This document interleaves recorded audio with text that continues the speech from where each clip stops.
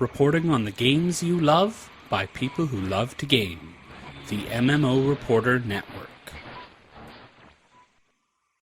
MMO Reporter's PAX Prime coverage is brought to you by Dragon Fantasy, The Black Tome of Ice, a 16-bit styled JRPG coming soon on Steam, iOS, Android, 3DS, and Wii U. Hey everybody, Chris here from MMO Reporter, and I am with Jake Neri. He is the senior producer for World of Warships, and we got a demo, got to see some more about World of Warships. I know I've played the game, I've really enjoyed it. What do you think is about this, the warships that we're getting into now, another branch of the wargaming franchise here? What is it that draws people into these naval battles? Well, I think it's the fact that we are the leader in bringing epic naval combat to players. I don't think they've seen combat the way that it is being realized in the game. We have four classes. You got your battleship, you got your aircraft carrier, your destroyer, your cruiser. All of them give a really distinct play style that I think players are getting in and really, really enjoying. I think we showed you today some ships that are going to be coming out in the future. We have some German ships that are coming out. I think we showed you the Bismarck and the Tirpitz. These are really exciting ships, very iconic ships. The Tirpitz, people love that because it's a battleship that has torpedoes. Very unique, very exciting. All of these ships lead to just really fast-paced, really exciting gameplay. Again, I think it all comes down to the game is fun. I can keep going on this, but we've talked about open beta. We are in open beta right now. We have 2 million players that have played our game in open beta. They're averaging 3 hours a day when they're playing, which is about 12 battles. That's a lot of time. We talk about it all the time. I don't think anybody does anything for 3 hours these days. So to have that kind of statistic shows us that the game is fun. So why are players playing it? It's because it's fun. Yeah, and it is fun. You've got the right, and like with World of Tanks, with World of Warplanes, you've hit that right balance of historical accuracy balanced with fun. Because if you make it too historically accurate, that's boring. That's not fun. How much of a challenge was it to find that balance? It was definitely a challenge. You hit it right on the head.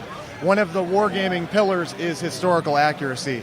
We have players who hold us accountable for where the rivets are on a particular ship. That's that type of audience that we have in a lot of ways. And at the same time, those guys want to play a fun game too. So we've spent a lot of time working on the game in front of our community. We've had closed betas and open betas. We have our public tests. We work with our player base. We've taken feedback from journalists like yourself here at the trade shows over the last couple years, all about iterating and just getting it to be fun. So it's challenging. It's part of what we do. We're very passionate about our games at Wargaming and making sure that we get it right, and that just takes time and iteration. Yeah. And you're in open beta right now. Are you looking at the future and coming out of open beta at some point? Yeah, at some point we will be out of open beta, obviously.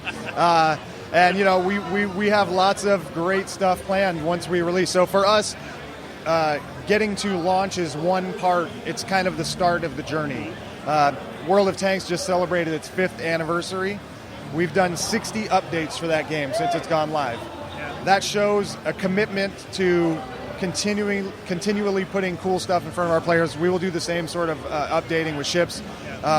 It will bring new features. Ranked battles will get into the game at some point soon. A feature that allows teams of 7 versus 7 to play against one another, see themselves move up a ladder, get rewarded for that. All kinds of cool features coming down the line. So is that looking to be individual or team ranked battles? Yeah, so individual rank, but you jump into teams again, and move that way. Yeah. And any looking at having team versus team ranked gameplay? You know what? We haven't specifically looked at that now, but I think the future is pretty wide open for warships. We tend to come at things like competitive gameplay organically, meaning we sort of grow into it. So we get the question a lot, will this be an esports title? Our answer is, maybe, perhaps, if there's interest, if we see that it's right, and if we think there's a way we can do it that makes sense, we'll get into those kinds of things. Now, getting back to the historical accuracy, with warships, there's a lot, there's plenty of details on tanks, there's plenty of details on planes, but when you're looking at warships, the level of detail and the level of complexity in the models that you have to create is just, that many more layers bigger. So what are you doing to make sure, that you get the most accurate ships that you can in game? Sure. So we take that very seriously. We have teams of people that their job is to make sure we get this right. So we do tons of research. We'll go to the facilities. We will analyze blueprints. We will get the sort of drones. We recently had some ships that we wanted to take a look at. We had to get insurance to fly the drones around it to make sure, again, in the spirit of, hey, you got to get it right. It's got to look right. Our players hold us to that, and it's one of the things that's made us successful. We have a lot of people that work on that.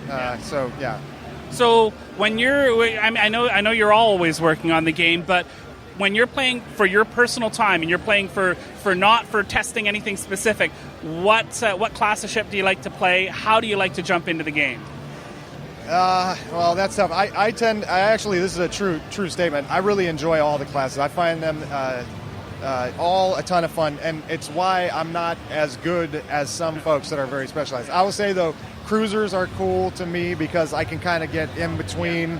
I have a little bit of speed, which is cool, so I can get out of stuff, but I have enough range to kind of keep me out of danger. But I will say the Bismarck, which is that German battleship that we looked at, very satisfying when you hit somebody from that long range because it has intense range. So I can just imagine being in a match and you get that shot and you hit your enemy but you don't quite damage them enough, and then you have to wait for your guns to reload, and just watching the demo and just like tick tick tick, come on, I want to fire. That's a long time, but I mean that's a big gun. Right. Yeah, well, that's the risk reward. That's how the game is balanced, right? So you have this really interesting advantage, which is power if you hit. However, you're a little bit slower, and the reload time is intense. And that's each one of those ships has that level of balance, and I think that's where you see players will fall in love with a particular ship, and they will prefer to use it because they get good and they master it. So it's exciting. It's really fun. We're very excited about the future of the game. I'm personally working my way up to a carrier. I have been on the receiving end of carriers on too many matches that I've had enough, so I'm working my way up to a carrier. Oh, that's cool. Well, you know what? It's really neat that you're enjoying the game. I think we really appreciate that. Yeah. So thanks so much for chatting with us. Really appreciate it, and looking forward to more news about World of Warships. Yeah, please. We appreciate the support. Thanks for watching the video, everybody. Don't forget to check out all the other podcasts at MMOreporter.com or by clicking on any of the links here. And please check out our Patreon campaign at patreon.com/MMOreporter. Thanks, everyone, and see you in game.